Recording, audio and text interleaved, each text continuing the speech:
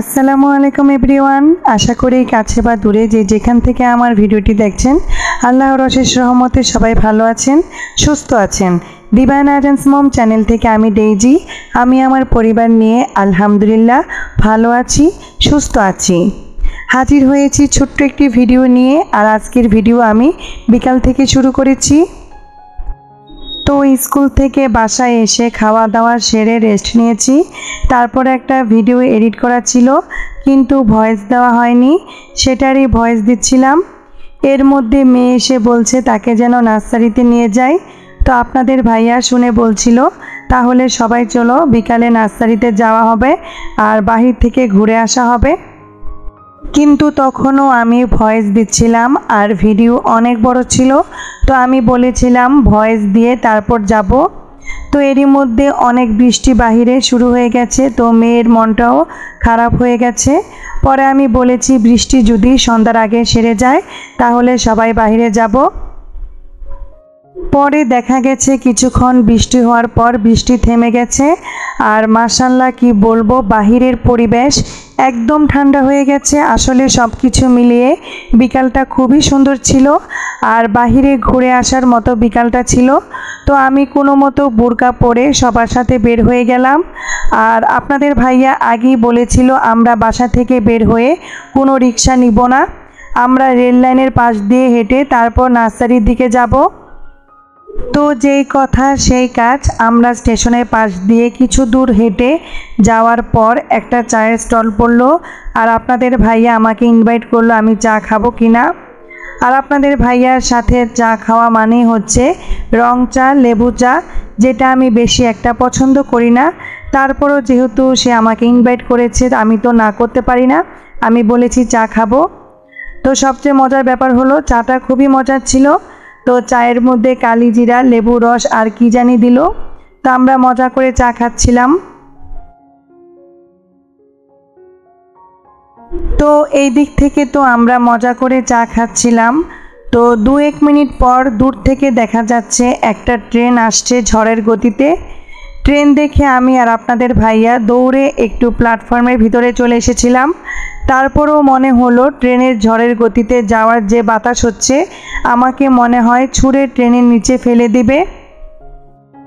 আর এখন যে টাওয়ারটা দেখতে পাচ্ছেন, তো আজ থেকে 21 বছর আগে আপনাদের ভাইয়া এই টাওয়ারে একদম উপরে উঠে আমার সাথে ফোনে কথা বলেছিল। আর সেটাই আপনাদের ভাইয়া আমাকে টাওয়ারটা দেখিয়ে বলছিল।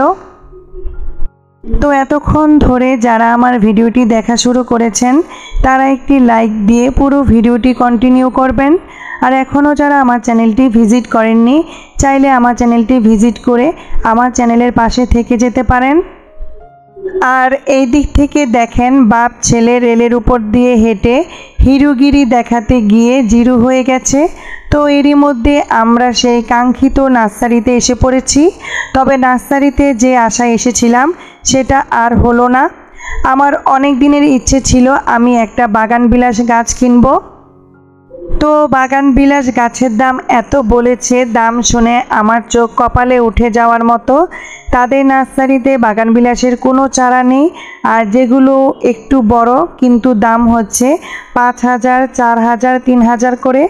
আর এই নার্সারিতে এসে দেখি সব গাছের দাম অনেক বেশি, যেটা আমাদের মতো মধ্যবিত্তরা মানুষেরা কিনা মানে একটা বিলাসিতার উপরে পড়ে।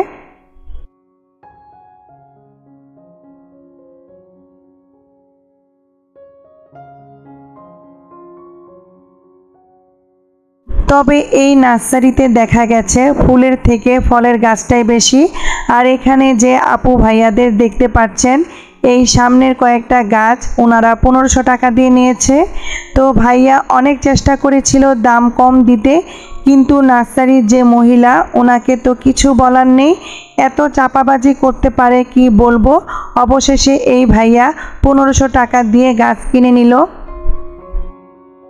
তো এত বড় নার্সারি দেখে আজান তো মহা খুশি, সে পুরো নার্সারিটা দৌড়াদৌড়ি করে দেখে নিচ্ছে।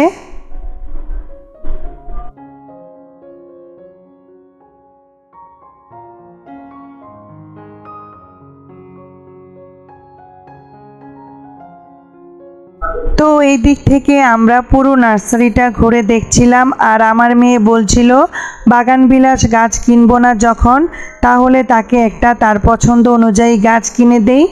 তো অনেকক্ষণ ঘুরে দেখার পর সে তার রুমের জন্য একটা গাছ পছন্দ করে নিয়েছে। তো সে তার রুমের জন্য একটা এরিকা পাম গাছ কিনে নিল, আর গাছটার দাম অনেক ছিল, তো আমরা একটু দামাদামি করে গাছটা 250 টাকা দিয়ে কিনে নিয়েছি। আর এই দিক থেকে দেখেন অনেকগুলো বাগানবিলাস গাছ, তো এই গাছগুলি হচ্ছে 5000, 4000, 3000।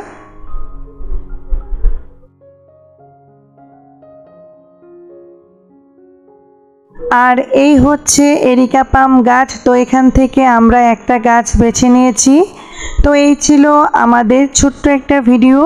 তো আশা করছি আমার আজকের ভিডিও আপনাদের কাছে ভালো লেগেছে। তো আজকের মতো আমরা এখানেই বিদায় নিচ্ছি, আবার হাজির হব নতুন আরও একটি ভিডিও নিয়ে। ততক্ষণ পর্যন্ত সবাই ভালো থাকুন, সুস্থ থাকুন। আল্লাহ হাফেজ।